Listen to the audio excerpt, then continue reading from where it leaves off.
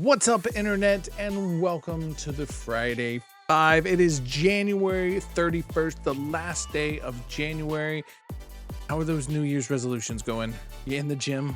You losing weight? You eating better?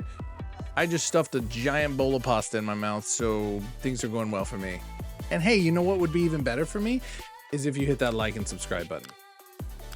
All jokes aside, it's the Friday Five where we bring you the top 5 news in sports in 5 minutes. So if you're ready, I'm ready. Let's go. First up, they have just announced all the players in the NBA that have made the All-Star roster. This year's going to be a little bit different in the fact that there's 4 teams of 8 players. The 24 NBA All-Stars will be put into a pool and be selected from Shaquille O'Neal, Kenny Smith, and Charles Barkley. The 3 analysts will pick from that pool on inside the NBA to make up their respective teams. Now, the 4th team will be led by the WNBA legend Candace Parker, so Team Parker, if you will, and her team will be the winner of the Rising Stars competition the day before. So, looking at this list, there's a few people that have been left off that maybe deserved it, like Kyrie Irving or Atlanta Hawks Trae Young. But there were a lot of first-year picks, like Wemby or Jalen Williams or Tyler Hero. Some of these guys that have been very good for their team up until the All-Star break. Now, I'm just as shocked as you are as Bronny's not starting in this. I know his dad made the team, but I am dumbfounded that they didn't shove him into this as well to make him a one-time All-Star before he stops playing basketball. But is there anybody that you would have liked to seen in this All-Star lineup? And do you like this format? 4 teams, 8 players, the first to 40 points, so that way these games aren't going to be 300 to 250 like they have been in the past. So let me know in the comments below what you think about this NBA All-Star weekend.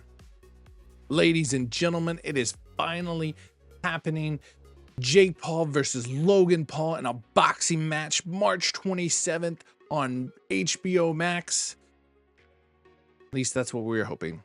But turns out it's just a reality TV show. Jake Paul posted a picture on his Twitter or his X, sounds weird, that teased the bout on that date. But come to find out, it's actually a reality show that will follow their lives and some of the mischief that they get into. Now, Jake Paul is a boxer and Logan Paul is a wrestler. So who knows? Maybe this dream fight will actually happen, or maybe not. Who knows? Who cares? But is there somebody that you would like to see one of these guys go up against? I actually thought Tyson was going to win when Jake Paul faced him, but maybe Pacquiao or McGregor will accept the challenge to put an end to this madness. The Utah Hockey Club announced on Wednesday their final nicknames for their hockey team. And now the fans will vote on this final 3. It is the Utah Mammoth, the Utah Wasatch, and the Utah Hockey Club, which they currently are being called. Now, there was an uproar among the group that Wasatch was hard to pronounce or say, or nobody liked it, so they switched that out for the Outlaws. So this whole process is going swimmingly. Now, which one would you prefer? Do you like Mammoth? Do you like Outlaws? Do you like just it being Utah Hockey Club?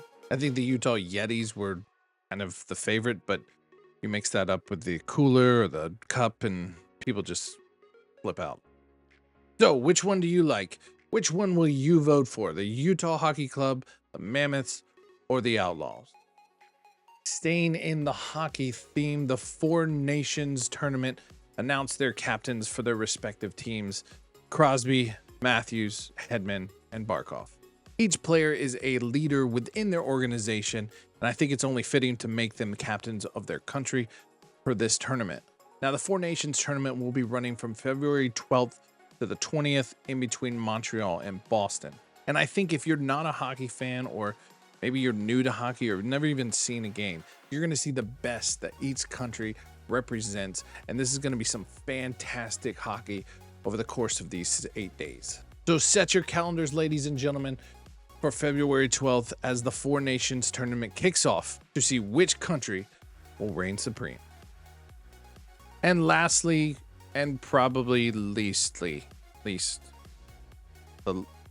of these, the Super Bowl. That's right, folks. The 2 teams are set to face off. And what 2 teams are they, you ask? Philadelphia Eagles and the Kansas City Chiefs.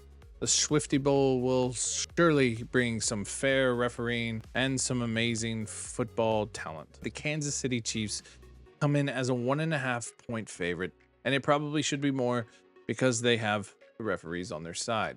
But you know what? Kendrick Lamar will be at the halftime show. So we got something to look forward to, folks.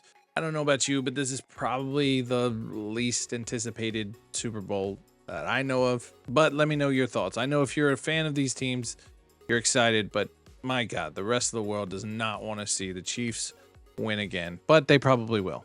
So let me know if you are excited about this year's Super Bowl matchup. That's it, ladies and gentlemen. That is the Friday Five for January 31st.